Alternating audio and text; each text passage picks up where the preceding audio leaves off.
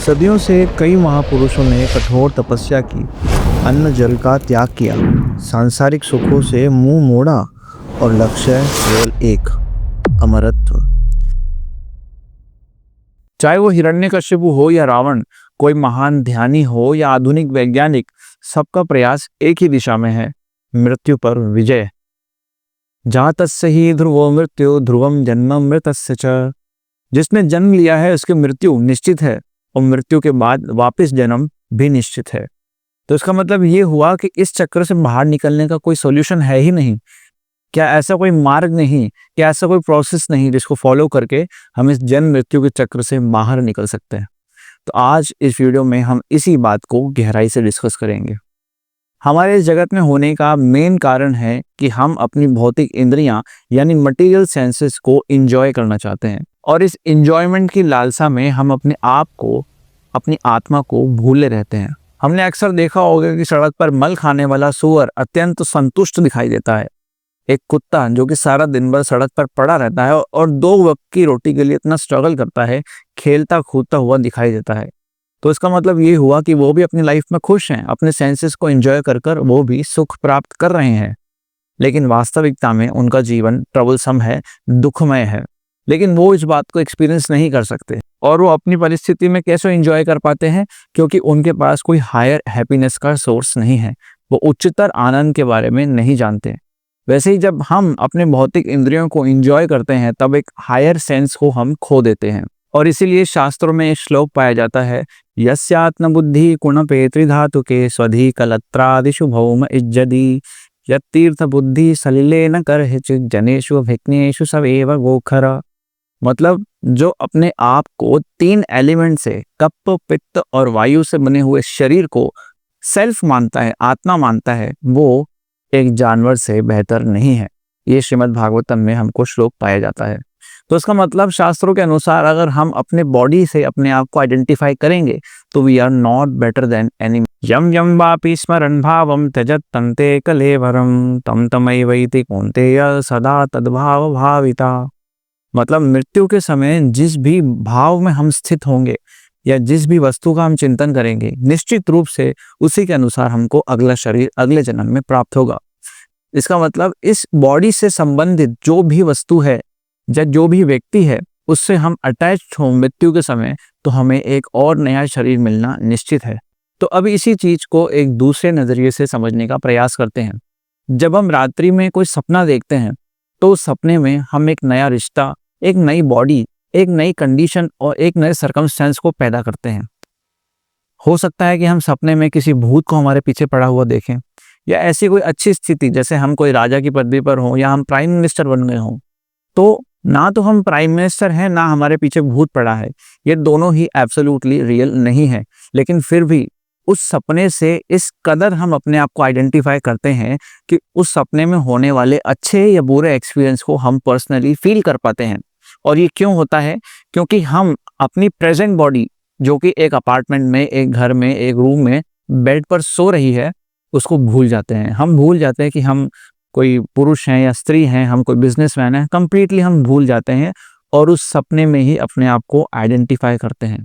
इसलिए उस सपने से रिलेटेड हर कंडीशन को हम फील कर पाते हैं पर्सनली। लेकिन जैसे ही हम उठ जाते हैं और हमको अगर याद भी रहे, वैसे बेसिकली हम सपना भूल जाते हैं, लेकिन अगर हमको सपना याद भी रहता है तो भी हम जस्ट उसको लेट इट बी, इग्नोर करते हैं, क्योंकि हम जानते हैं कि इसका वास्तविकता से कोई संबंध नहीं है और अपनी प्रैक्टिकल लाइफ हम नए सिरे से शुरू करते हैं। तो यही है सेल्फ रियलाइजेशन का प्रोसेस। जब तक हम इस बॉडी से अपने आप को आइडेंटिफाई कर रहे हैं जो कि हम वास्तविकता में नहीं है, तब तक हम एक सपने में हैं। तो ये तो हमने समझा कि सेल्फ रियलाइजेशन बेसिकली होता क्या है। अब हम समझते हैं प्रोसेस जिसके थ्रू हम इस अवस्था को प्राप्त कर सकते हैं और इस शरीर से ऊपर उठ सकते हैं। तो इस अवस्था तक पहुंचने के लिए जो प्रोसेस है उसे हम कहते हैं योग। योग का संस्कृत में अर्थ होता है जुड़ना। जब जीव इस जगत के परे भगवान से जुड़ने का प्रयास करता है, उस प्रक्रिया को कहते हैं योग। तो शास्त्रों के आधार पर योग 4 प्रकार के होते हैं। पहला कर्मयोग, फिर ध्यान योग, ज्ञान योग और भक्ति योग।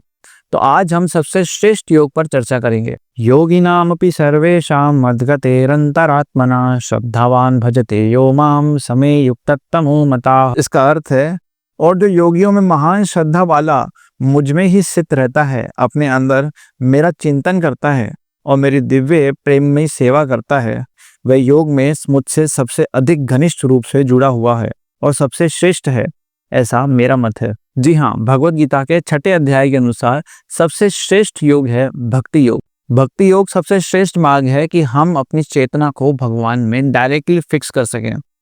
शास्त्रों में एक श्लोक मिलता है, एतावान सांख्य योगाभ्याम स्वधर्म परिनिष्ठया जन्म लाभ पर पुंसाम अंते नारायण स्मृति। इसका अर्थ है कि कोई भी प्रोसेस हम फॉलो करें, चाहे हम कर्म कांड फॉलो करें, चाहे हम ज्ञान कांड फॉलो करें, चाहे हम ध्यान की विधि को अपनाएं, लेकिन उन सब प्रोसेस का लास्ट फाइनल रिजल्ट है कि अंते नारायण स्मृति ही, कि हमारे अंत समय में नारायण भगवान विष्णु की स्मृति हो। तो भक्ति योग ऐसा प्रोसेस है, ना केवल अंत में बल्कि स्टार्टिंग पीरियड से ही व्यक्ति को सिखाया जाता है, ट्रेन किया जाता है कि कैसे वो अपनी कॉन्शियसनेस को भगवान कृष्ण विष्णु नारायण में फिक्स कर सके और at the end of life स्वाभाविक रूप से उसको भगवान का चिंतन होता है। That is the success of any yoga process. इसकी पुष्टि भगवान श्री कृष्ण भगवत गीता में करते हैं, अंत काले च मामेव स्मरन् मुक्त्वा कलेवरम य प्रयाति समद्भावम याति नास्त्र संशया। इसका अर्थ है कि अंत काल में जो भी व्यक्ति केवल मेरा चिंतन करते हुए शरीर का त्याग करता है, वो निश्चित रूप से शरीर का त्याग करते ही मेरे स्वभाव को प्राप्त करता है, मेरे धाम को आ जाता है। तो इससे हम देखते हैं कि भक्ति योग इज वेरी सिंपल। भगवान कहते हैं मत चित्ता मदगत प्राणा बोधयंत परस्परम कथ्यंतश्च माम नित्यम तुष्यंती च रमन्ति च, कि अपने चित्त को अपने प्राणों को मुझ में लगा करके मेरे भक्त आपस में एक दूसरे को मेरी कथाओं का बोध कराते हैं, मतलब एक दूसरे से मेरी कथाओं का चर्चा करते हैं और इससे वो अत्यंत आनंद का अनुभव करते हैं, ब्लिसफुल लाइफ का आनंद का अनुभव करते हैं। तो इस श्लोक से हम समझ सकते हैं कि भक्ति योग में आनंद है। भक्ति योग को प्रैक्टिस करना भी एक जॉयफुल एक्सपीरियंस है।